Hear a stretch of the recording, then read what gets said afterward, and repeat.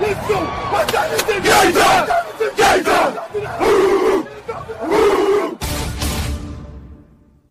It's gonna be a football game tonight now, no doubt. It's gonna be a football game here. Okay. I done been here before. All right, let's go, baby.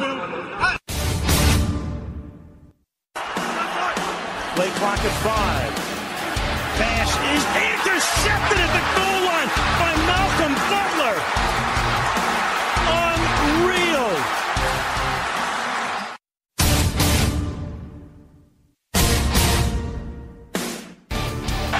And the Ohio State Buckeyes are the first national champions of the playoff era.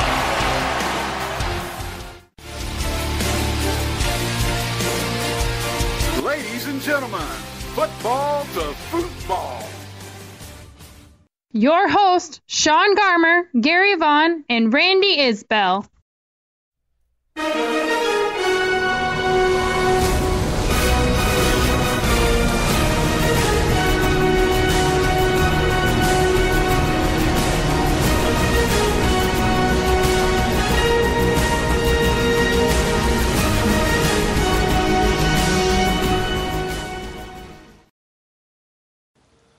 Alrighty, welcome to another Football to Football. As we are again getting closer to that halfway point of the season. Before we get to that, we of course got to preview NFL Week 7. We will talk about every game, including that early London game. It will be broadcast for the first time ever. Jesus Christ, I felt like I heard that a million times. On Yahoo! And we'll also be doing a short version of the Seahawks 49ers post game because damn, that game is so one-sided. There really wasn't much to talk about, even though Gary and I somehow stretched that into a 30-minute thing on Rabble, probably because we did a preview for some other game most of the time. And we are also talking about college football week 8 that Randy's going to lead us through, and we'll end it with our what we are looking forward to the most for this weekend. Of course, I'm your host, Sean Garmer. If you're listening to the show for the first time, thank you. If you are a long-time listener, or, whatever, and wherever you're listening from, whether it's YouTube, or Podbean, or Spreaker, or iTunes, or Stitcher, or TuneIn, or wherever the hell, we really appreciate it. And of course, I am not doing this on myself. With me are my two wonderful co-hosts, Mr. Gary Vaughn. Yeah, I'm that guy who spread the Percy Harvin rumor about him retiring. And Mr. Randy Isbell. You bastard. Hey, someone had to get this is attention. becoming a thing now. Gary's just making up some weird thing, and Randy's just going with it. You're saying he makes stuff up? I believe everything Gary says. You should, yeah. Hey, I told you about the Easter Bunny, man. He's real. Yeah, he plays for the 49ers defense. Because he disappears. Jesus.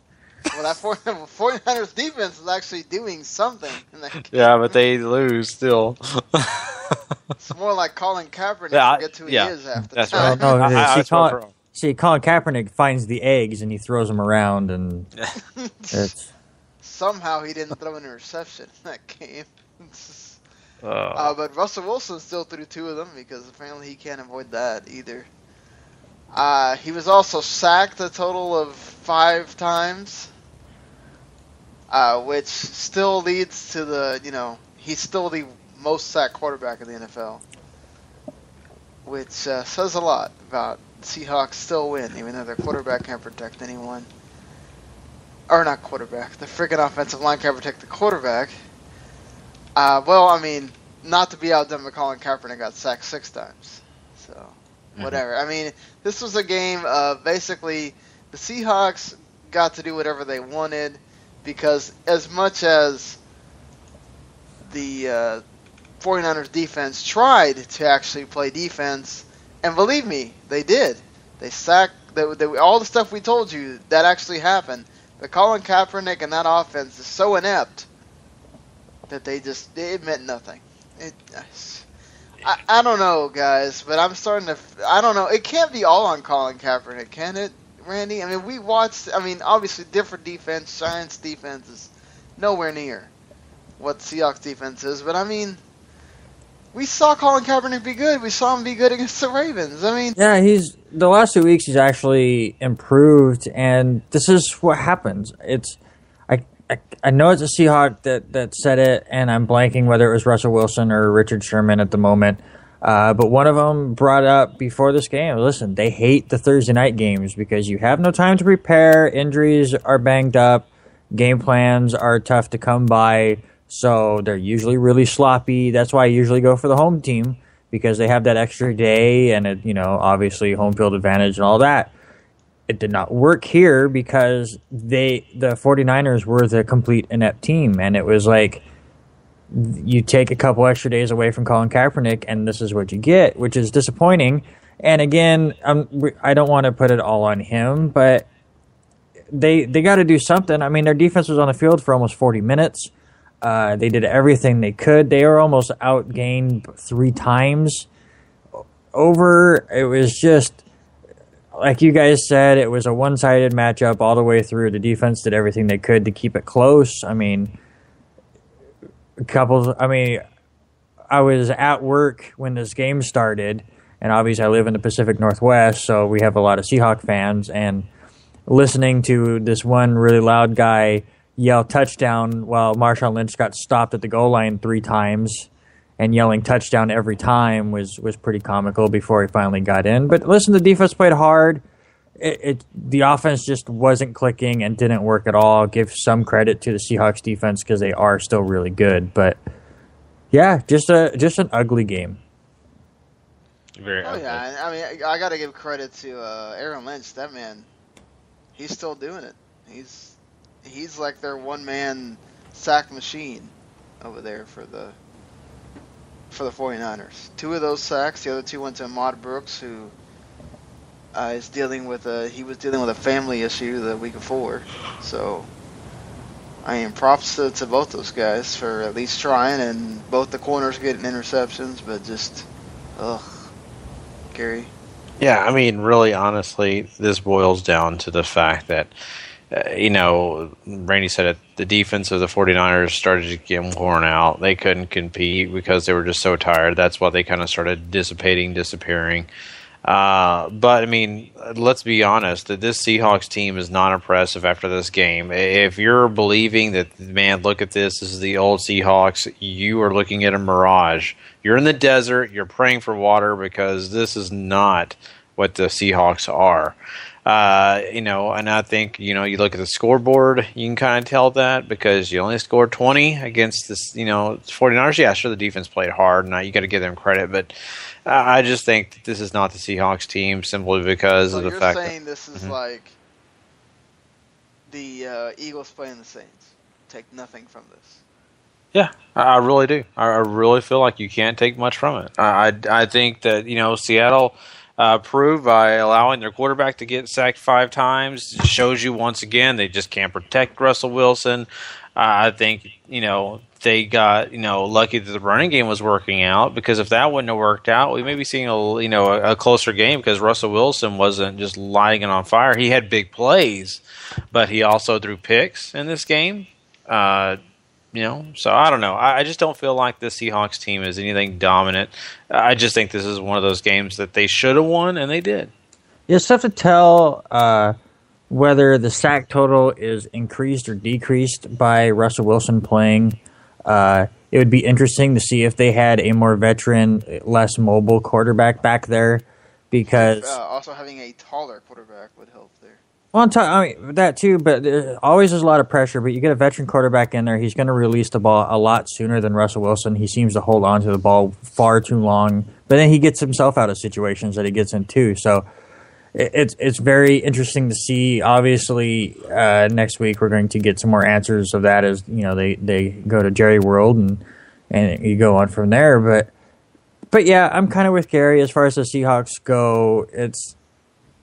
It's not like, okay, now they're back. It's not like last year where they were 2-2, or was it 3-3 or whatever, and everyone was writing them off, and all of a sudden something clicked, and they were the Seahawks of old. And now this isn't that game where you go, okay, now they're back. Mm-hmm. Yeah, I mean, also, let's take an effect here. The 3 teams they have beat Lions, Bears, 49ers. Their records are pretty crappy. 2-5, 1-5, and what's the Bears, like 3 and something? So, I mean, horrible. So, the teams they've lost to, aside from the Rams, which first weeks you can say anomaly or whatever, has been 3 undefeated teams. So, Seahawks are really hard to. I mean, they're beating the teams they should beat, but they're losing against the teams that they would have beat, even say a year ago or 2 years ago. So, that's something to look at. I think definitely. Next week against the Cowboys, I think it depends on what kind of Matt Castle we're going to get. We're going to have to see what we get here against the Giants. But if we get any kind of confident Matt Castle, be careful, because Greg Hardy is not going to be sitting there. He's going to be feasting on that offensive line, and then the rest of that Dallas defensive line is going to be feasting as well. This is going to be an interesting game next week at Jerry World, as Randy noted. But, yeah, I mean, the only question I have is, at what point here do we start saying that the coaching staff is just not good enough for Kaepernick? Like, at some points, it just felt like the play calling was terrible. Like, this guy was never put into a good position until he started finding Vernon Davis, and it took him until 4 minutes into the third quarter to finally make a first down passing. Like, come on. Yeah, I mean, you can put some of it on the coaching staff. Obviously, this whole season was thrown into disarray with all the retirements and all the craziness that went on, and John Harbaugh leaving for Michigan and all that. So, I mean, it's not to a point where you're going to fire everybody. They knew going into this year it was going to be difficult, but this game was exactly that. I mean, did I misreport? Was Torrey Smith not playing in this game? Because it didn't look like he played. Yeah, he got covered by Richard Sherman. And listen, when you get sacked 6 times and you have 8 offensive first downs, it's just not working. And also 8 3-and-outs. Mm-hmm. So listen, as much as you want to go on the coaching staff, they have they get a pass this season for the learning curve and everything that has gone on with the team off the field. So when you have clunkers like this, I'm going to give you a pass. That's fair enough. All right. So I think we probably talked about this game a lot more than I thought we were, but that's totally fine. So let's move things along now to our NFL Week 7 preview here. And I guess we should start by telling you who the bye week teams are, in case you don't know. Chicago Bears, Cincinnati Bengals, the Denver Broncos, and Green Bay Packers. In other words, if you play fantasy, good luck trying to cover up all of the holes that have been created by the bye weeks this week. Yeah, really. Cow. Broncos and Packers will face each other next week on Sunday night, though, so that should be interesting. A battle of undefeated teams. So, anyway, speaking of, before we get to this London game, we should note that the NFL has now signed a new deal with Wembley Stadium until 2020, guys. And Jacksonville has to play in one of those games every single year again. Yeah, we get one step closer to the London Jaguars. Mm-hmm. I'm telling you. They'll just be called London something. They'll be like London Football Club. I really hope they're called the London Purge. Oh, God. Okay. But, yeah. So we start here with the Buffalo Bills playing the Jacksonville Jaguars, your perennial London team. And where can you watch this game again? I swear I didn't see it anywhere. Yahoo.com. Yeah. Suck it, Google. Yeah. Suck it, AT&T and everybody else. But anyway. Well, I should say, you're welcome, Google. We'll take this one. Buffalo and Jacksonville. Yeah. So, yeah, especially with no Tyrod Taylor again. So, can the Buffalo Bills win with E.J. Manuel at quarterback? Randy. Yeah, I mean, they can. I don't know if they will. They played decent enough against Cincinnati with E.J. Manuel, which you think, obviously, Cincinnati is a far better team than Jacksonville. Jacksonville's defense is very piss poor.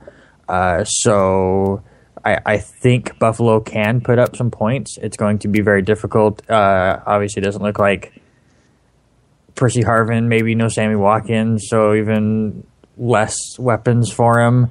But he still has LaShawn McCoy, who looked good last week. So, yeah, I think Buffalo can win. I mean, they're just going to have to win it in a shootout.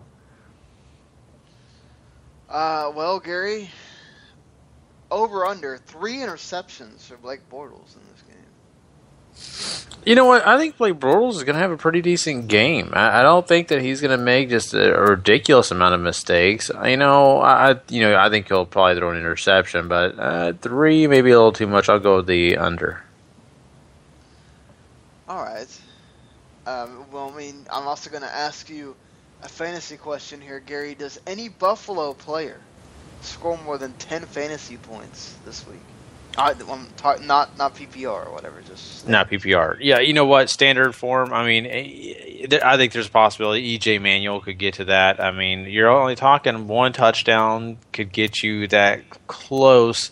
The one guy that I'm going to point out, and I think, once again, Jacksonville's defense is not terrible. They're a young group. They fight hard. But I think LaShawn McCoy showed us some splashes last week.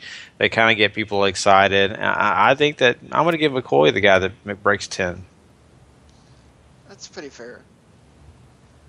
I mean, I think McCoy is one of those few guys you'd start if you're, thinking about Buffalo Bills at all. Definitely. Right? Yeah, exactly. I don't trust the receivers too much. You just don't know what you're going to get out of E.J. Manuel. If you're going to choose a pass catcher in this game, you're going to give it to Charles Clay. No Hogan? Hogan's going to be okay, but he's not going to get you your 10 points. He may get you 4. Well, he'll be the real American. That's right, brother. Yeah. It's just, well, dudes, you got to make your predictions here. I'm going to go on Buffalo. Sorry, you started talking like Hogan and my brain shut off.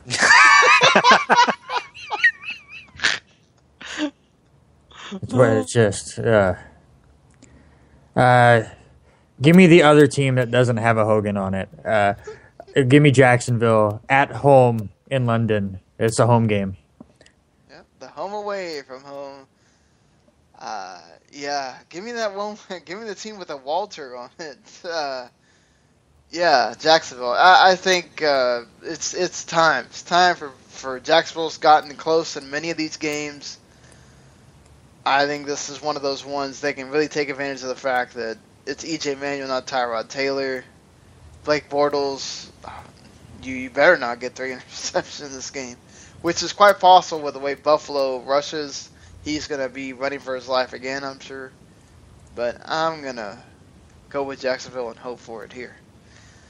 So, we have our game of the week, which is Randy's Jets against the New England Patriots in Foxborough. Big division matchup this would decide who's in first place, right? Oh, no, yes. New England has... Yeah, okay. No, it'd be... Winner of this game's in first place. The Jets would have the tiebreaker if they win. Same thing with Patriots if they win. So, which performance against the Colts is more impressive, Gary?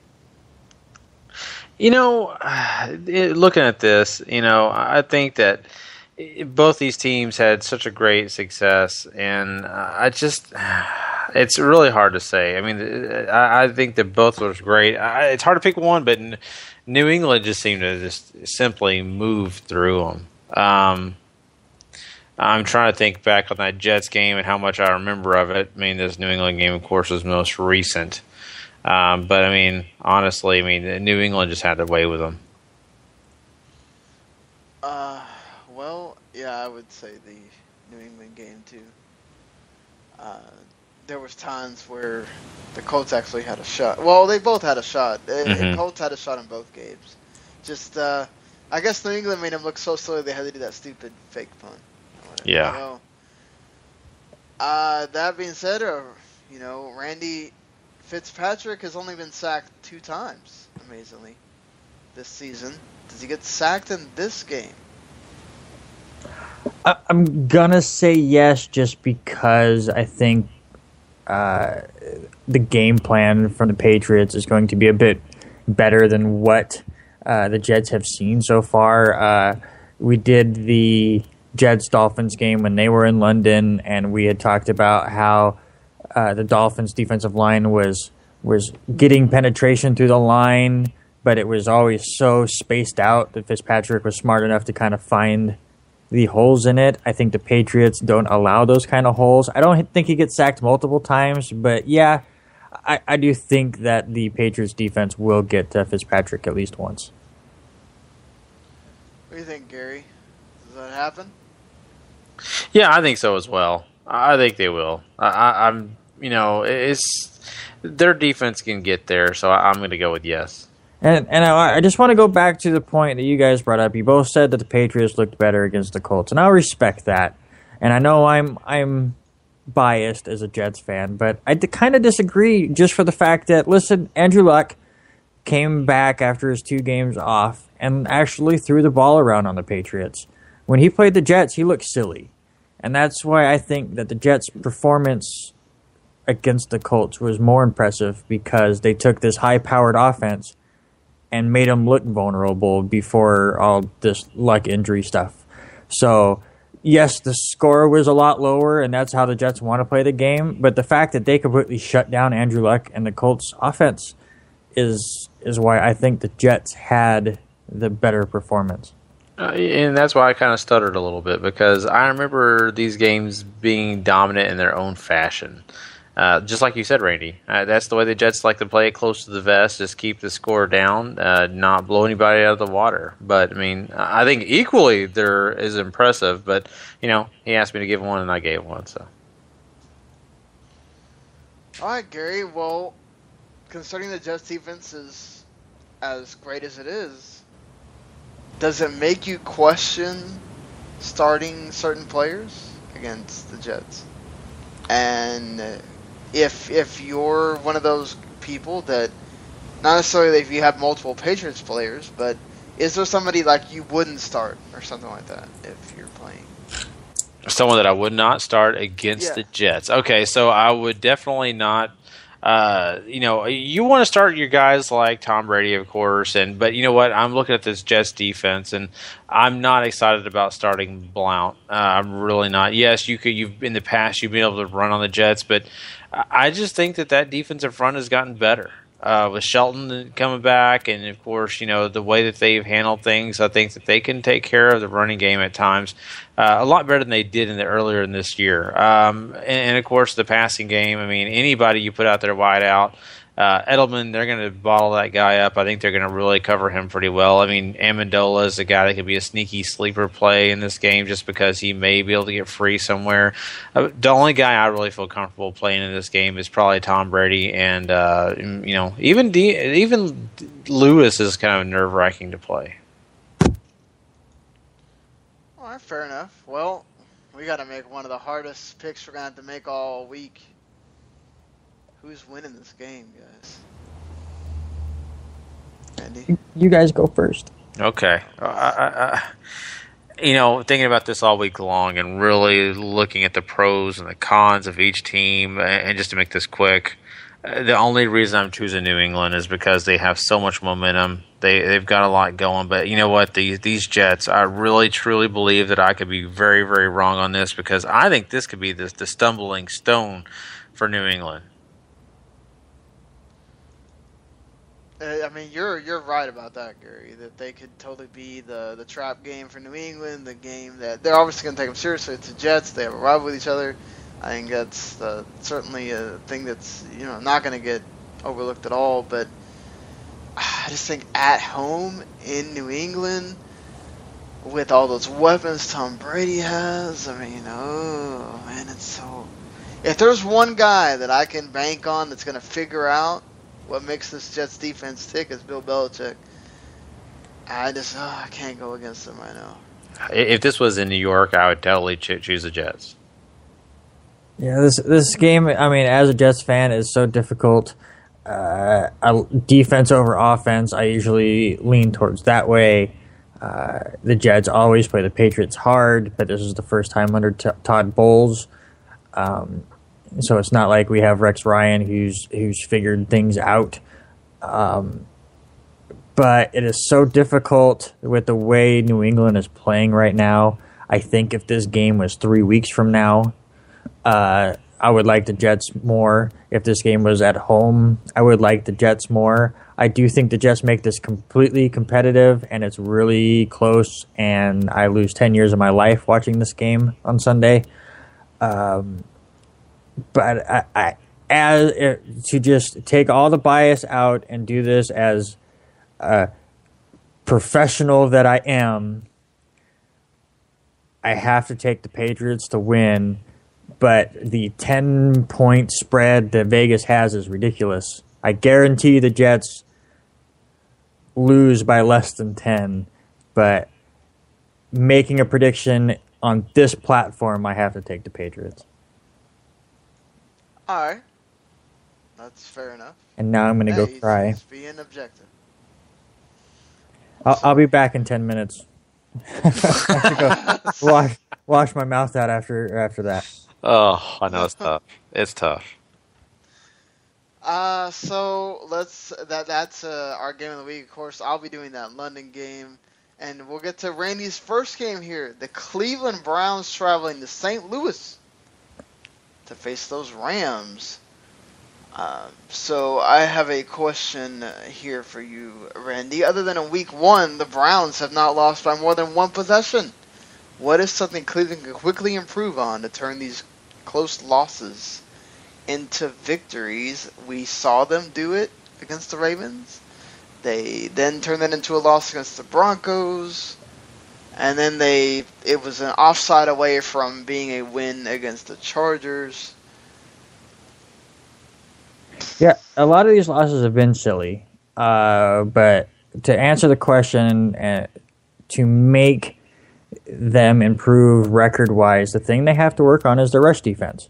And unfortunately, they are playing one of the best young rushers in the league. They are playing the St. Louis Girlies. I mean, that's just kind of what is going on right now.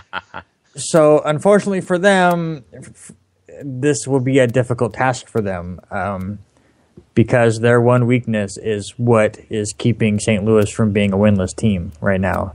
So, it's going to be tough. Yeah, it is going to be tough.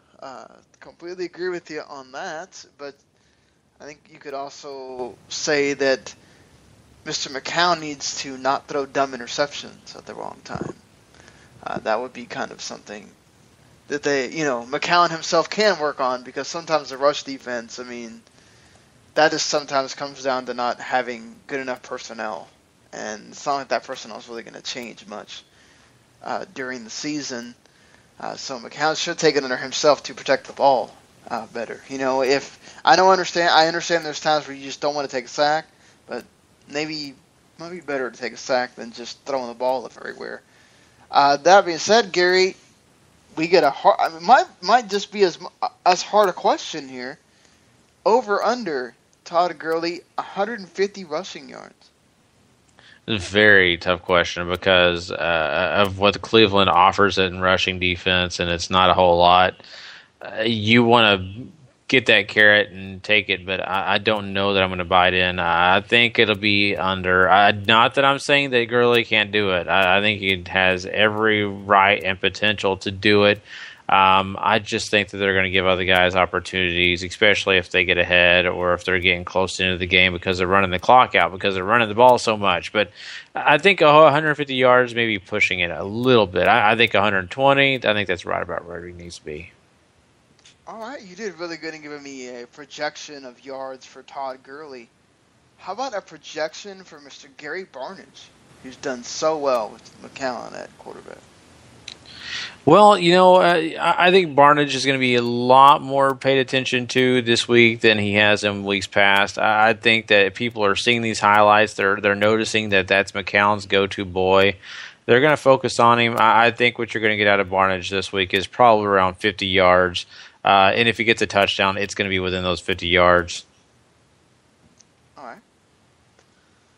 So, well, we got one thing left to do here. Make a prediction. Who you got? It's in St. Louis. Yep. Give me the home team. Give me the St. Louis Girlies. I'm going Rams. I'm going the Girlies, too. I like Randy's name. So we move on to another game. Oh man, this thing has like stinker written all over it. The Tampa Bay Buccaneers traveling to Landover. I think that's where that stadium is. Maryland to take on the Washington Redskins. Is this a must-game win for Washington, consider the quality of the opponent? Yeah, absolutely. I mean, listen, your division is up in the air still. I still feel like the Redskins are the weakest team in this division, but record-wise, they're right in it. They are now playing a team in Tampa Bay who is young and is struggling. So if you want to solidify your place in this division and give yourself any kind of a chance to make the playoffs this year, you have to win games like this because you're not good enough to beat the really good teams. So you have to beat the really crappy teams and then win some division games, which are always 50-50, and just give yourself a chance. So this, I agree with you. This is a must-win for Washington. Yeah, definitely.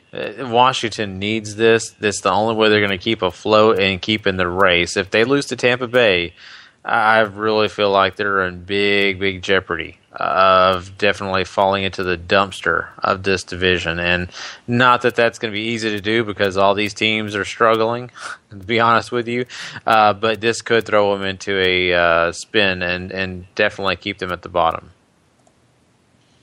For sure. Well, Randy or Gary on the other side of things here, for Tampa Bay, for both teams, you gotta tell me here. Who do you think? This could be taken from a fantasy perspective too. Who do you think has the better game, Alfred Morris or Doug Martin? For me personally, Doug Martin has the better potential here. I feel like that. The Redskins defense is tough. Don't get me wrong. I respect them heavily. But, man, Alfred Morris has just struggled, even if it is against this Tampa Bay team. I think Matt Jones is going to be a big key in this game. I think Jones is going to get a heck of a lot more carries. I think Alfred Morris is kind of like the guy that's going to get 1/3 of them. All right. Well, you were so good at projections in the game we just covered. What would you say a projection is for Mike Evans, since he didn't have such a good game last week? This is the one point of the team that I think they could kind of take advantage of. It's up to Winston to do it, though. The defense for the Redskins is really going by that front seven. That front seven can get to you. They can make things hard on your life, but the secondary has not always been there. You can take advantage of the Washington Redskins secondary. So I think Evans is probably going to be around the. I'm going to go ahead and just go on a limb here and say around 60 yards and possibly a touchdown. I don't think he's going to break out totally. He hasn't broke out this year, but I think this is an opportunity for him to have a better game. Yeah, Wentz has kind of had different targets in a lot of his different, when Safarian Jenkins was around, that was one of them, then Mike Evans was big in the game where he came back, and then, you had Vincent Jackson still doing his thing, so it's a bit weird with Mr. Winston. That being said here, who do we have winning? I'm going to go Washington here. I think it's a must-win game for them. I'm going to go Washington as well. Yep, give me Washington. Let's sweep it. All right, so Atlanta traveling to the possibly Mariota-less Tennessee Titans. If Mariota does not play, Gary, this is a big-time stage for Mr. Zach Mettenberger, who probably isn't auditioning for a job with the Titans, but perhaps auditioning with another team, right? Oh, I think so. I think definitely. And this gives him a big opportunity. Now, how much of an opportunity is it against a team that has a pretty decent defense? That's the big key here. How well will he do? What kind of success will he have? I think you've got to keep, your head on your shoulders in this kind of game, and I think it's definitely a very important game for him. Well, what do you think, Manny? Yeah, I'm absolutely with him. I like Mettenberger.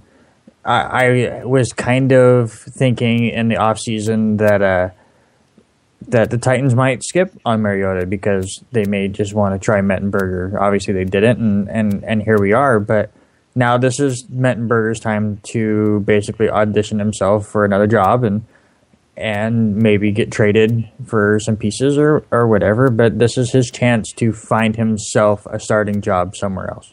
Mm-hmm. And to piggyback on what Randy's saying here is, if he does a great job against the Falcons, or at least has a really productive day, those teams are going to say this kid can go, because the Falcons defense is played pretty well.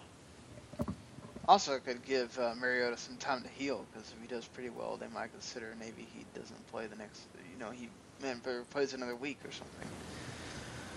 That being said, Gary, if you're a fantasy owner and Mettenberger starting, how do you feel about starting one of their receivers? Or tight ends, for that matter. You know what? I think you can, definitely move the ball against the Falcons defense. I'm not saying that they're a shutdown defense, but, I'm still very leery. I'm leery on, this guy getting in the game and being very successful. Really, honestly, the one guy I'll say that to me has the most success is Delaney Walker. When it comes to the rest of these receivers, I'm very leery. Fair enough. I would have said Delaney Walker too, because usually always with new QBs, you're going to your tight end. Mm-hmm. So perhaps even Anthony Fasano is even, not a play, but perhaps somebody that could do something. Yeah. Because we did see him, I think, I forgot which week. It might have been the one against the Jaguars, where I don't remember which game it was that Fasano went off because Mariota kept finding him. But we do have to do one. We do have to another question here that I almost forgot about. Devontae Freeman, he has 8 touchdowns in the last 4 games. Randy, does he have multiple touchdowns in this game? Fact or fiction? Yeah, It's kind of weird to say yes to just guaranteeing somebody's going to score 2 touchdowns, but yeah, I think he does. I think Atlanta has a lead for most of this game. I think they run the ball, and he does a great job through the air too, being a great dump down option, and he just is a touchdown magnet right now, and I think he continues that against Tennessee. I think he scores at least 2. Well, Gary, what do you think? Oh, yeah, I agree totally. He's proven it, and the sample size that we have is great. So, yes, I agree. 2 touchdowns is no problem for him. Yeah, Tennessee's kind of rough against the pass, so I would say, yeah, let's see what happens here. I'm going to go with 2 as well with you guys. So we got to pick a winner. Are we all taking Atlanta? Yep, I am. Yeah, this actually is very different than all the rest of my picks, but I'll get to that later. But yes, I have Atlanta. Yeah, this is funny because it would go. I mean, we've seen Atlanta go to somebody's dome and do well. We've seen Atlanta go to somebody's dome and do badly. And then they're not going to a dome at all. Let's see what happens. Houston travels to Miami. Miami seemed to have a resurgence of finally being the Miami team we thought they were going to be last week. Let's see if that continues this week. But one thing we noticed was that they had to rely a lot on the defense because Ryan Tannehill was still making some mistakes and still really wasn't. I mean, it was all about the running game and the defense for that game. The Dolphins won't go too far if Ryan Tannehill does not improve, Gary. Oh, yeah, definitely. I mean, look at any team. You've got to have your starting quarterback playing at a high level. And, Tannehill's had some success, but not the success that they really needed him to have at times. And so I totally agree. Then for them to go anywhere to that next level, Tannehill's got to get better. Well, Randy, which defense performs better this week? Miami was one of those defenses I really liked coming into the year, and they have definitely struggled. That much is for certain. They showed a lot against Tennessee, even though, obviously Mariota was banged up for most of it, and it kind of just snowballed on them. But I think they take another step forward here. I think they play well. I am a little concerned because the last time they played at home, like in a true home game, because obviously they were the home team in London, but their only legit home game, they completely got blown out by Buffalo and no-showed the whole game. Obviously, new head coach and all of that right now, so I want to see how they do in their first home game under the new regime. But I think the Miami defense is the one to look out for. All right, Gary, who has more fantasy points this week, Jarvis Landry or Lamar Miller? Another tough question because I think both these guys can have some success in this game. But my gut's telling me Lamar Miller. Nothing strictly to stand on that, but he had a great game last week. I think he can continue the process. So I'm going Lamar Miller. Yeah, that's going to be a rough one, too, because it depends on if your league takes the punt returns and all that stuff. Yeah, exactly. And Sean brings up a good point. If your team does, allow you to take special teams points, you want Landry. Don't listen to me on Lamar Miller. But, most leagues, standard leagues, don't do that. So. All right, so we have to do a pick here. You taking the home team? Where are you going with Houston? Home team. Give me Dolphins. Yeah, I got to go Dolphins here, too. I think the coach bump goes for another game. Their first true home game with Dan Campbell's coach. Let's see what happens. I'll be covering that game, of course. Randy's got the Falcons and Titans, and if I didn't make it clear about me thinking it was a stinker, I've got the Buccaneers and Redskins that we already covered. So let's go ahead to the New Orleans Saints traveling to Indianapolis in that Lucas Oil Stadium and taking on the Colts. Well, Andrew Luck has to look better this week, right? I think he looked all right last week. I don't see him throwing 50 times in this game because I think the Colts will actually be ahead. I think this is a shootout. But yeah, I thought he looked really well in his return. I think he feels a little bit more comfortable as he gets used to his shoulder and figuring things out. We kind of saw that with Drew Brees, which is kind of funny as they're now facing each other, but you kind of get used to the shoulder pain and work your way around it and stuff. So I think Luck takes another step forward and starts looking like the Andrew Luck of old. All right. Yeah, I can totally see that. Gary, true or false? The losing team will score more than 24 points. I think so. I could definitely see it in this game because, let's be honest, the Colts defense has not stopped anything, really.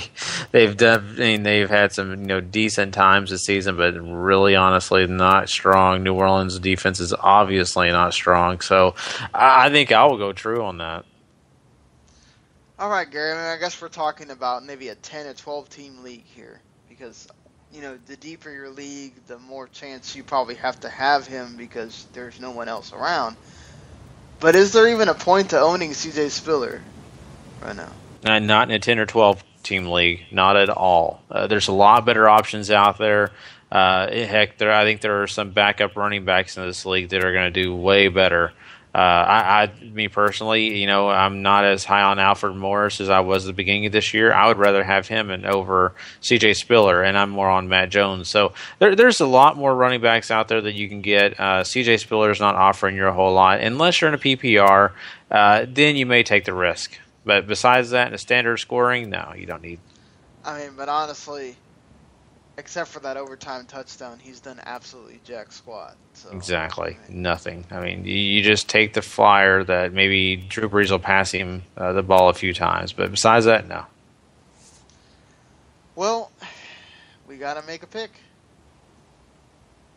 Colts. Colts. Yep, I'm feeling lucky. Give me the Colts. Going with the old horseshoe there, Randy. Did you ever play horseshoes, Randy? Yeah, I'm old enough. I know what horseshoes is. I'm just asking. Some people have no idea what horseshoes the game is. Back in our day. Yeah, back in our day, or if you live in the South, most of the time, that was like a thing you did in your backyard. So, going on to the Minnesota Vikings, heading into Detroit, where, the Lions won last week. Can Minnesota figure out how to win on the road, Randy? Yeah, they're really dominant at home, struggle on the road. They look terrible at San Francisco that first week. Obviously, the really close one against Denver. You just couldn't find a way to pull it out. Listen, Detroit's not good. I've been on their bandwagon for them to get the win lately because I didn't think they were 0-5 bad. So they have a chance here, but it's going to be difficult. The Detroit offense definitely improved and got things rolling a little bit. If they can figure out anybody that can run the football at all, it's going to be a tough time for Minnesota. Yeah, I think Abdullah would have got over this 75-yard marker they're giving away for this game if he didn't have to leave for half the game because he fumbled. Which is a problem for him. He's done that since his Nebraska days. So, that being a question here, Gary, because we know they're pretty much running their fullback and Abdullah over under 75 yards for the Lions. Rushing. I'm going under. Minnesota's defense can take care of business on the running game. Yeah, no, I've said it before. They have kind of let things slip a little bit here and there, but for the most part, their defense is going to be solid against the running game. So I'm going under. Yeah, I'm going to go. I'm going to say over. I think Abdullah finally doesn't fumble and he actually goes over the yard mark here. I mean, remember he's fast. All it takes is that one. Like maybe he breaks one for a big run and gets a chunk of that off there.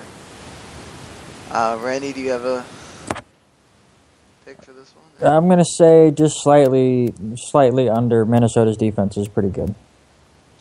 All right, Gary, who would you rather have in fantasy for this week, Mike Wallace or Stephon Diggs?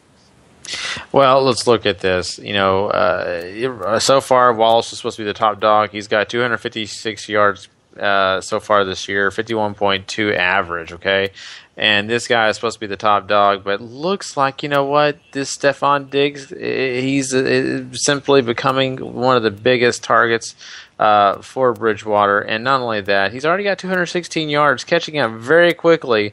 And so, he's only got 108 yards, but that's because he started less and he's also been in the background. So that says a lot for me. I think Diggs is the guy you need to have.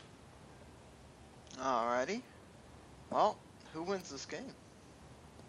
Give me the home team. Give me the slight underdog. I'm taking Detroit to win 2 in a row. I'm taking Detroit to win 2 in a row as well. You know what? I'll change this up a little bit. I'll go Minnesota.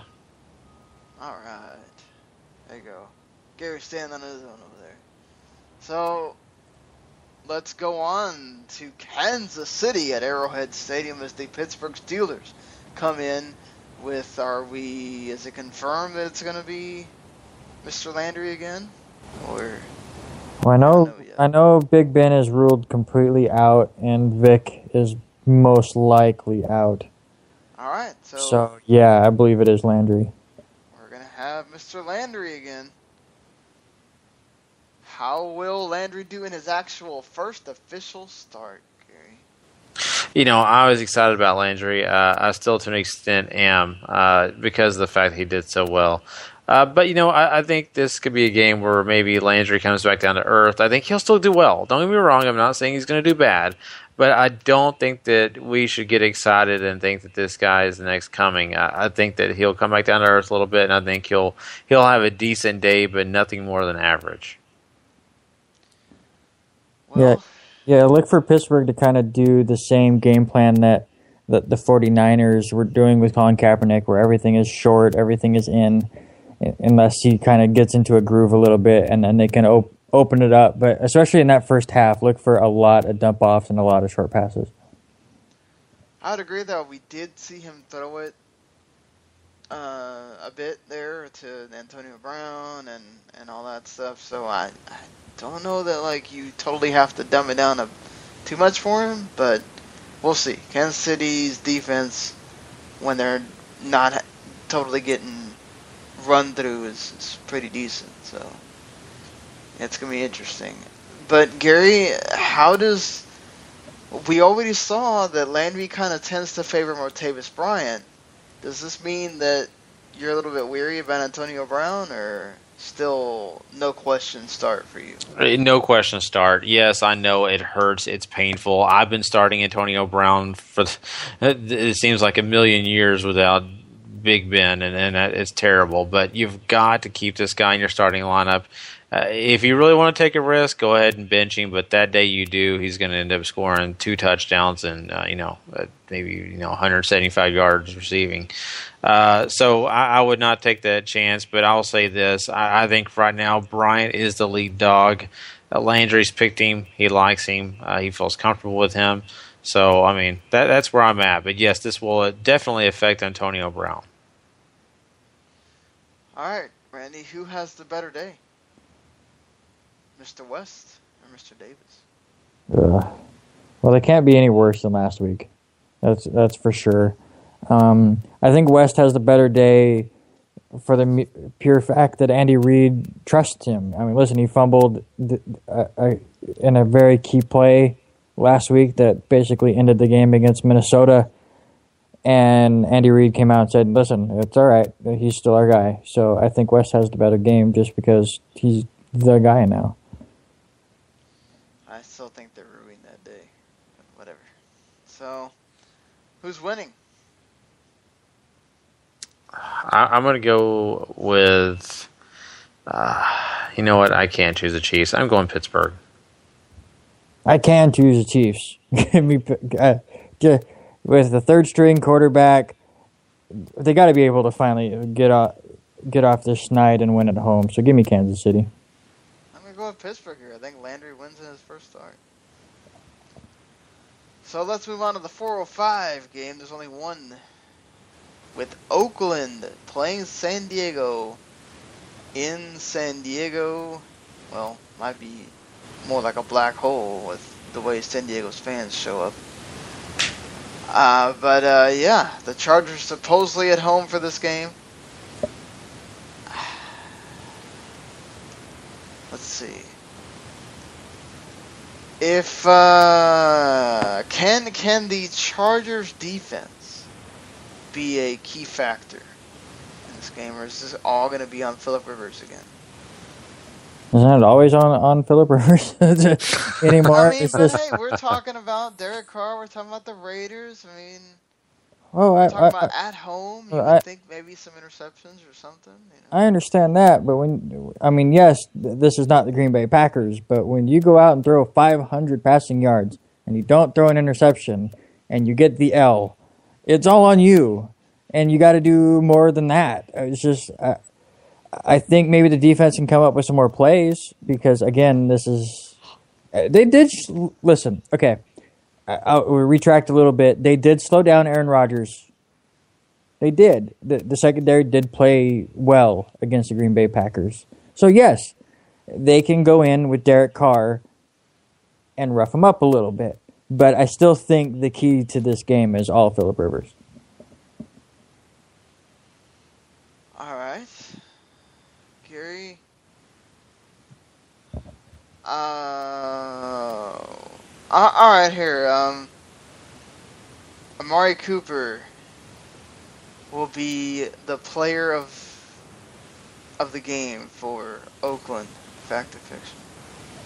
I think fiction. I think I'm a big Cooper guy. I love what Cooper can do, but I think that San Diego's going to find a way to stop him. They're going to focus on him quite a bit. You're going to have another weapon. I mean, heck, I even think maybe even Latavius Murray may have a better game receiving than Amari Cooper. Speaking of weapons, Gary, I got to ask you, I'm getting nervous here.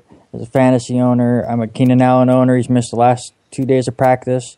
Antonio Gates has missed the last 2 days of practice. Say everything falls apart, neither of them plays. Who do you go to for the Chargers? Who's that guy that's now going to step it up and I have to pick up in the waiver wire? If Gates doesn't play, Latavius Green. If Gates and Allen don't play, who's that sleeper wide receiver, or is it Woodhead, or is it Green? Is there that one guy that you think that Phillip Rivers is going to target a lot more now if his two main weapons are gone? Well, I think Woodhead's always his safety net. But, I mean, for me personally, when it comes to the end zone, Green is always a guy. Even with Gates in the game, Green's a target in the red zone. So if you ask me, I'm going Latavius Green. I think don't sleep on Malcolm Floyd. He seemed to be going to him a bit more. Mm-hmm. And if you notice anybody, you're looking on your waiver wire and you notice Floyd's up there, that's exactly why. Because what Randy's saying, with Keenan Allen still not practicing, he's got to take that number one spot. But I still think that Oakland's going to try to watch him too. So Green's my guy. Would you, if you're desperate? I mean, obviously we've talked about the bye week teams, and we're missing a lot of players. With a lot of good wide receivers are on bye. Say Keenan Allen is out. Am I looking elsewhere, or do I risk a Stevie Johnson or a Dontrell Inman? Am I avoiding those two and going somewhere else, or do you think one of those two could be a sneaky play? I think Stevie Johnson could be. We've seen him have some success earlier in the year, and Phillip Rivers, was looking for him. So I think that could be the guy that you want to look at. I mean, I think anybody else is a very, very high risk. Okay. All right. Well, who's the San Diego winning at home, or Oakland pulling it off here? No, Oakland. Give me San Diego. Superchargers all the way. And give me the Bolts. Yeah, I'm going to say the Chargers. So, here we go, Gary. The Dallas Cowboys travel to MetLife Stadium. First start for Mr. Matt Castle off the bye. It seems rather likely that Des Bryant will not play in this game, even though he was projecting himself to be ready for Week 7.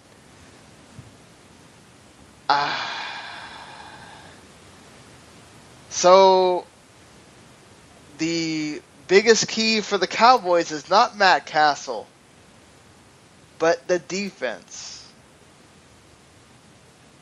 Fact or fiction? I think the biggest factor, when you're talking about this team, the success is going to have to be with Castle. So, and that's the question, is Castle the more? No, I'm saying is what's more important, I'm saying the defense is more important than what Matt Castle does, fact or fiction. So you're saying fiction. I say fiction because, the defense is good as they want to be, but until Castle plays, gets the ball down the field, that's what matters more. That's the reason Dallas has lost 3 games. Quarterback play has not been there, not got the ball down the field. Defense gets tired, they lose the game. The quarterback's got to be the guy in this game to lead them to success, and he's going to help that defense. I'm actually I agree with you, but I would say the Cowboys, this is a stat that I heard this week, the Cowboys rank dead last with Jacksonville in takeaways. You not think that if you intercept the ball or pick up fumbles, which they've almost been able to do, and you put your quarterback, who's not that great, in a short yardage situation, that helps him a lot more than, say, having to break the ball all the way down the field with a lesser group of receivers?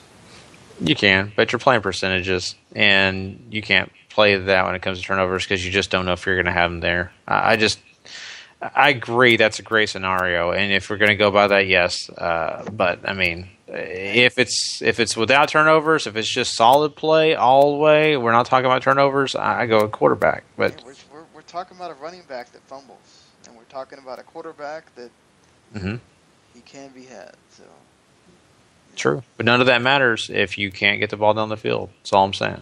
I mean, look at Sam Bradford, threw 3 interceptions. They still won the game. Yeah, true. Well, Randy. Yeah, I think if you're the Cowboys, you get that defense a copy of that Monday Night Football game and say, listen, we may have to do this exact same thing. Matt Castle may go out and throw 3 interceptions. So this is what you have to do to Eli Manning to give us a chance to win. I think the defense is a huge key for them because the offense is so banged up. I mean, you're missing all these stars with Tony Romo and Dez Bryant, and they have all the weird confusion with the running game now. So the offense is a mess. The defense needs to now stand up after this bye week and go, it's us. We have to lead this team. I mean, look, Peyton Manning's a piece of junk right now. But the Denver Broncos are undefeated because of the defense. So we can win with Matt Castle if we all stick together and become one giant unit and start playing better and get those turnovers we haven't been going. So I think the defense is a huge key in this game. Well, on the other side, Dallas has been pretty good against the run this week. And we saw that be a problem for Eli Manning last week. Rashad Jennings over under 100 yards this game. Under by a lot. I'm going to say for him under 50. I'm going to go right there with Randy. I go under. If you're looking for a running back in this game, you better get Shane Vereen on your team because that's who Eli's going to have to rely on to get first downs. Yikes. Well, Gary, if you did have to pick a Cowboys running back to start in this game, if you're a fantasy owner, who you picking? Oh, this is terrible. Hopefully you're not picking between these guys, to be honest with you, because you don't know. This is the biggest gamble. You're basically playing in Vegas if you're picking one of these running backs, because this is a true committee. And so, I mean, I'll just be honest with you. I think that Dallas is going to do their best to see what Christine Michael can offer their team. I think if I'm going with it, I'm going to take a risk on him. I know it's his first game, but I just don't see, Joseph Randle impressing you too much. I think I'd rely on, Michael on this one. All right. So Michael or Shane Vereen, who would you start? I'm going Shane Vereen. I really think that those receiving yards are going to matter. I think that he'll get his carries, of course, but I think that, Eli is going to be dumping the ball off a lot because that Dallas pass rush is going to be getting in his face, and he's going to get the ball out quickly. Yep, well, we know that's what Eli Manning likes to do, get the ball out quickly. But who's winning?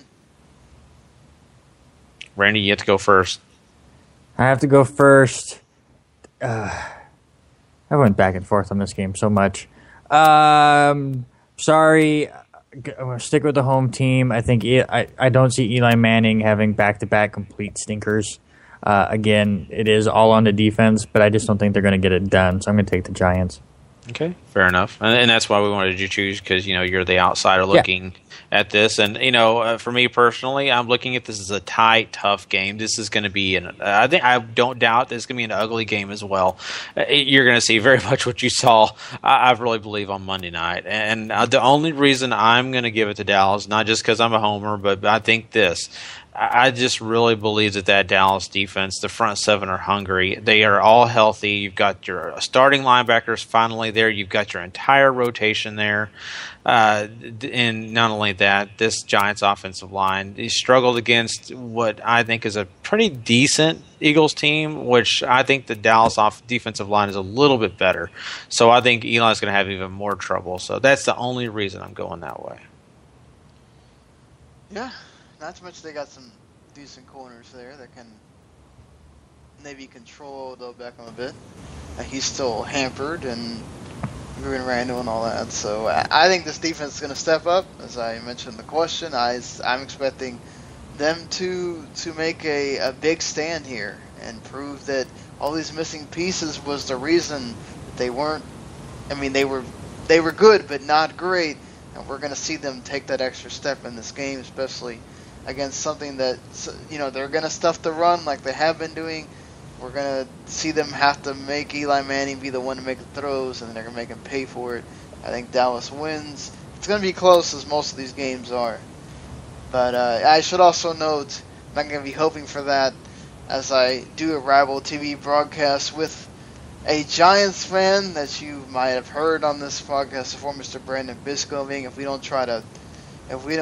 he doesn't end up making me want to just, verbally just knock him off the damn show, we'll see if we can coexist long enough. But it should be fun to do. I'll be missing Randy, but hey, you know what?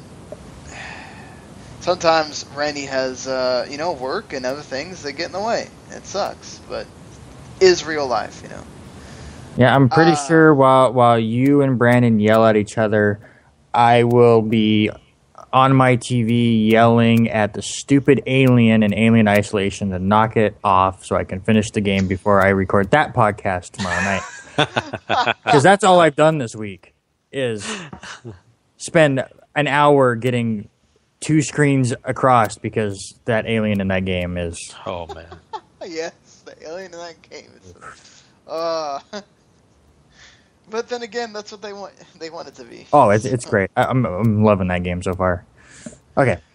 Back. Right. Well, going on to the Sunday Night Football game, which I will not be doing a rabble of because we are doing a wrestling rabble instead.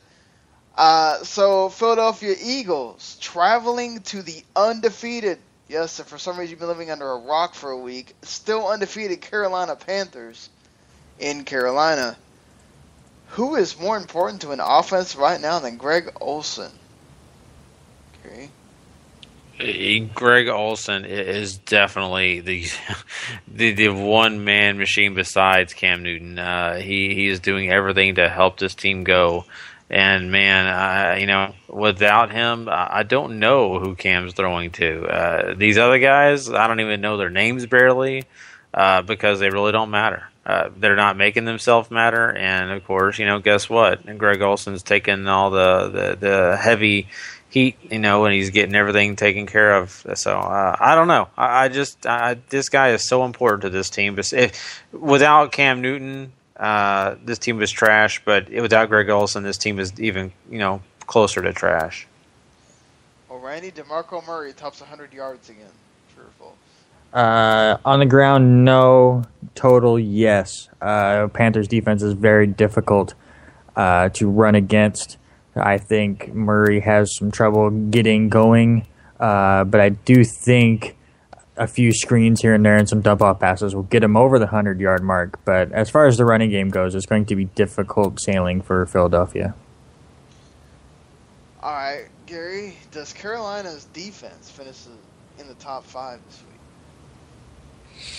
It's a great question. You know what? I think that there are a lot of defenses that could be wavering on this game. You know what? I'm going to go ahead and go on a limb and say yes, because we've seen Philadelphia turn the ball over frequently, and that's going to give them a lot of boosting points for that Carolina defense. So, all right. So let's move on to the last. Oh well, we got to make a pick here. Who are you going with? I'm going to go Panthers.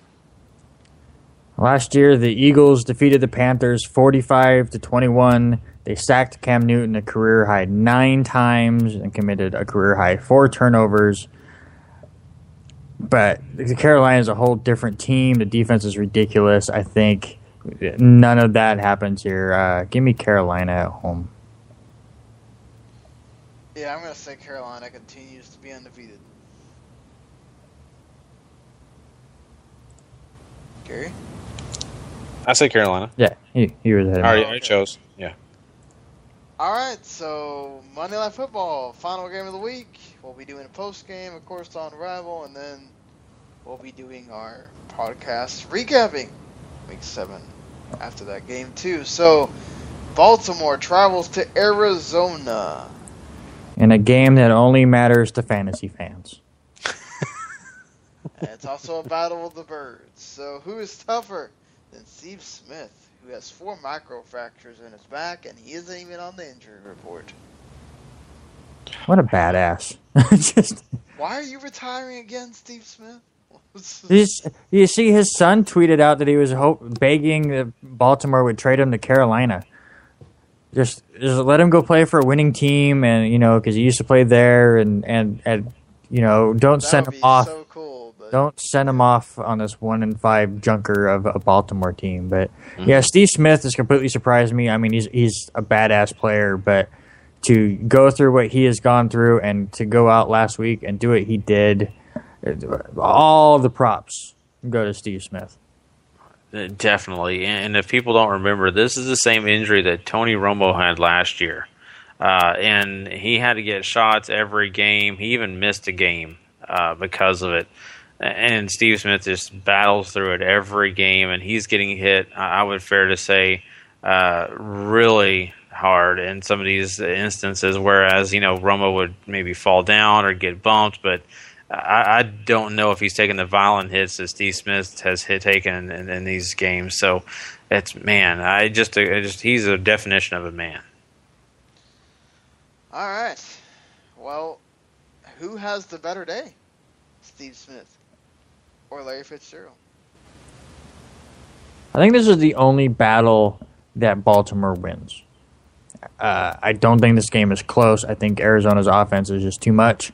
But there aren't a ton of targets for Joe Flacco other than Steve Smith, and I think he has a pretty big game. Arizona, you spread it out a ton between John Brown and Michael Floyd and Larry Fitzgerald and Ellington and Chris Johnson, and you have so many other weapons in Arizona for Carson Palmer to choose from. So I think between these two, I would go Steve Smith.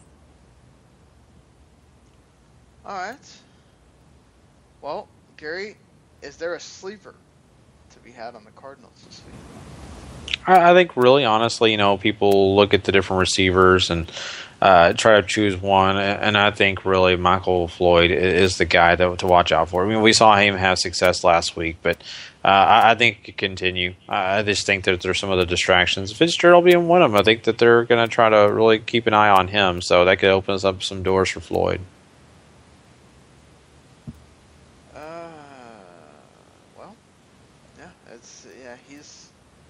It's kind of been like the John Brown show, or for at least it was last week. Mm-hmm. And Floyd got a few. Let's see if he gets more.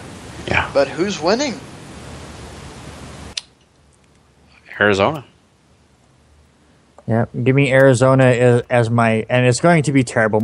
Just to let you know, I already know my picks are going to be complete junk, but this is my 13th home team I've picked this week. I picked one road game. Wow. But I can't pick one. I mean, I thought about the Jets, maybe the Eagles, maybe the Cowboys. I just couldn't switch any of them. So Atlanta is my only road team. Wow. Hey, you never know. You never know. I'm going with the Cardinals. All right. Well, that's it for our NFL Week 7 preview. Now we gotta hit the college gridiron and talk about the games that are on our pick'em for this week. Randy, you got this? Or? Yeah, I'm ready. All right, let's do it now. Let's go. I don't feel like putting the music. Well, listen, you don't even really need the music this time. This is a down week for college football. There is one matchup between ranked teams. Everything else, yes, there are going to still be upsets. That's what is so great about college football. But as far as previewing these games, there's not much here. So just real quick, let's just go through them. Pick if you wanted your conference points. That's great. Let's just start. Kansas State, who got completely obliterated by Oklahoma last week. They traveled to Texas, who has been struggling, but they beat Oklahoma. Where do you go here, Gary? You know what? I've been picking against Texas all year. I'm not doing it this time. Even if they do lose, I don't care. I'm going Texas. I'm going Texas, too. Yeah, I will go Texas as well, but I guarantee I'd never put more than 3 points in a Texas game again because they screwed me over so bad when they beat Oklahoma. I have them as my number 3, actually. Yeah. Number 2 for me. How about number 25, Pittsburgh at Syracuse? Any chance Syracuse pulls up the offset at home? I don't think so. You know what? I'm going to go that way just for fun. Pittsburgh. I have it as like my number 7, I think. Yeah, that's right. I'm at 6, so right with you, Sean. How about a number 6, Clemson at the Miami Hurricanes? I love Clemson here. Not at home, but I don't care. I have them as my 9. I have them as my... Why do I have them as my... Yeah, I have them as my 1. Miami's at home. Sometimes they come up with crazy wins at home. Yeah, I have it as my 1. Yeah, I'm going Clemson here. I have it. Yeah, I have Clemson too, but that's a sneaky feeling. Yeah, just totally understand. There's a lot of these. Number 23, Duke at Virginia Tech. I think out of all of these ranked teams going on the road kind of games, this one has me the most scared. Not quite ready to pull that upset, though, so I'm taking Duke, but at a very low mark. I'm taking Duke as well. I think I have it as my... Oh, no, I have it higher. I have it as my 8. Yeah, I got Duke. How about the battle, I believe this is still the MAC, Ohio and Buffalo. Thanks, ESPN. I have it as my number 10, Ohio. Yeah, I have it just as a 4, but I also have Ohio. Yeah, Ohio. Wisconsin and Illinois. Wisconsin is looking great. Illinois, I believe it was last week they got completely drubbed by Iowa. It might be 2 weeks from now. I'm getting things mixed up. But I like Wisconsin in this game a lot. I have them as a 7. Like Wisconsin, I have it as a 6. Yeah, I got Wisconsin as well. Okay, how about over here in the Northwest, Washington State Cougars traveling to Arizona. Listen, Washington State pulled the upset against Oregon. They're not doing it here. This is my 10. Give me Arizona all the way. I'm going Arizona. I have Arizona as my 9. See, what do we got? Let's go with the only battle of ranked teams here. Number 15, Texas A&M traveling to Ole Miss. Again, it's the only battle of ranked teams. I'm taking Ole Miss. I have it as my 1 because it's the only legit matchup in my mind. I'm taking Texas A&M. I have it as my 3. I'm going Aggies in this one. Okay, back to the Pac-12. Number 3, Utah at USC. USC is going through all their turmoils. And listen, Utah is legit. I keep seeing all these college football guys on ESPN not even talk about them making the playoffs, which drives me nuts. Give me Utah here. I say Utah as well. I got it in my 5. I got Utah. And our final game, Kentucky at Mississippi State. Mississippi State's kind of struggled here lately, but I think they're better than Kentucky, so I have them as my 8. I have it as my 4. I got Mississippi State. Yeah, I got to go Mississippi State as well. I like their chances. So there you go. Again, a little lighter week this week for college football, but those are our picks that will surely go wrong. Yes. Ain't that the truth? So. All right, so what are you guys looking forward to the most this weekend? I think it's kind of like we sort of cheat and just pick our teams because they have some pretty interesting games. Yeah, I mean, that's definitely it. I mean, obviously, Jets Patriots for me is far and away, as far as football goes, the more important.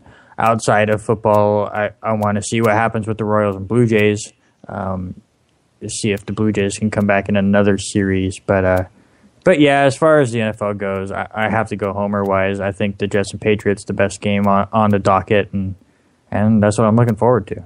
Yeah, I think both New York teams have some big matchups, and I think the New England and the Jets game, both those that game alone is going to be a blast to watch because I think these two teams match up really well. So I'm most looking forward to that besides the Dallas and the Giants game. And actually, you know what? I'm not rooting for it because I am friends with you guys, but I am kind of looking forward to if maybe the Giants are up 10, just taking a break from my game and turning on the Rabble broadcast and hearing Sean just cuss out Brandon. It would be This is going to be a blast. I want to know this game too. Then I want to listen. Well, I'm glad you guys are going to want to listen for the wrong reasons. But, yeah, I mean, this is going to be interesting. I want to see if Matt Castle has anything, and, because we're going to have to deal with that Roma for a little while, and, so that's going to be interesting. Jets page is going to be awesome, the game of the weekend, hopefully. So, we shall see what happens. Well, until we meet again on Tuesday morning, pretty much. That's it for this week. If you like some wrestling, check out a Wrestle the Max podcast. It's already posted on your podcast catcher of choice. Unless you are a Podbean listener, you gotta wait a little bit. Other than that, it should be there. And listen, if you're looking forward to that Hell in a Cell that's happening on Sunday, you can turn down, Mr. Mike. You might want to still have Michael Cole and JBL on because we're not doing the same thing we do for the sports games. Apparently, you cannot do that for scripted shows. We're going to be doing some director's commentary. If we were sitting on the couch with you, this is the kind of conversation we'd be having right there. That for you to listen to with your ears, it'll be me, Patrick Ketza, and hopefully Gary will be there from the beginning, but he'll show up at some point. Mr. Paul will not be around as he has to work. He won't be on the podcast either, but Patrick, Gary, and Mr. Harry Broadhurst and myself will be on the reaction podcast, so we'll be doing right after the thing goes off. So not only will you be getting our live thoughts, you can go listen to the podcast to get our kind of like review, breaking down matches thoughts and all that stuff. So it should be interesting of a double dose of wrestling along with that Rabble TV broadcast we already talked about. And, of course, I've actually done now 3 podcasts, and one day I did the co-op multi-podcast right before Thursday Night Football, which had all kinds of wonderful little moments that I just will never forget, and things that I'm gladly I could just erase through editing. But, yeah, anyway, you can listen to that, too. We talk about all the stuff that's happened this week in gaming, and if you want to hear Mr. Randy talk about some old games. What's that thing again, Randy? It's backlogbusting.com, where, yes, we usually talk about some old games. Our next podcast is on Tuesday, where actually the 3 games we'll be talking about are a bit newer, but we had a theme, obviously Halloween coming up, so we're both playing a horror game. I've already mentioned I'm playing Alien Isolation. And Wes is playing the remastered version of Resident Evil that came out on the GameCube. And then another theme was, we just had Back to the Future Day. So we're playing Back to the Future the game. We're playing one of those early Telltale games. So some interesting stuff there. But definitely in 2 weeks, it looks like we're going really old school with our fan vote. It looks like Donkey Kong Country is winning in a landslide there. So. All right. Well. All right, now that we got all the plugs done, until next week, enjoy your games this weekend, and we'll be back recapping everything in NFL Week 7, touching on some Week 8 college football, and, of course, giving you the post-game for Monday Night Football as well. Later, everybody.